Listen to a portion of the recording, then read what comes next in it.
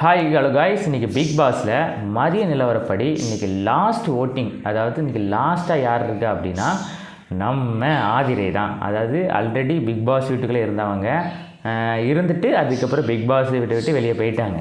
திருப்பி wild card என்ட்ரியில் big pass வீட்டுக்கு திருப்பி என்ட்ரி கொடுத்து இப்போது நம்ம ஆதிரை அவர்கள் தான் லாஸ்ட்டாக, அதாவது ஓட்டிங் லிஸ்ட், அஃபீஷியல் ஓட்டிங் லிஸ்ட்டில் இன்றைக்கி தொடர்ந்து இந்த 2 நாட்கள் லாஸ்ட்டாக இருக்கிறாங்க.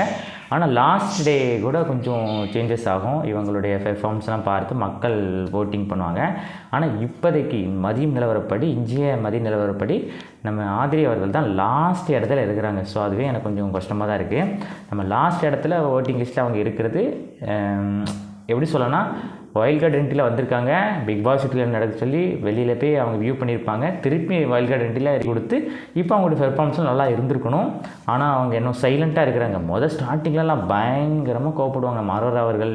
ஏன்னா இப்போலாம் எங்கே இருக்காங்கன்னு தெரியல. ஏன்னா எல்லாருடைய இதுவும் கொஞ்சம் தெரிஞ்சிச்சு, ஏன்னா மக்கள் நம்மளை நேசிக்க மாட்டேங்காங்க, மக்களுக்கு நம்மளுக்கு செய்கிறதுலாம் பிடிக்கல அப்படின்னு.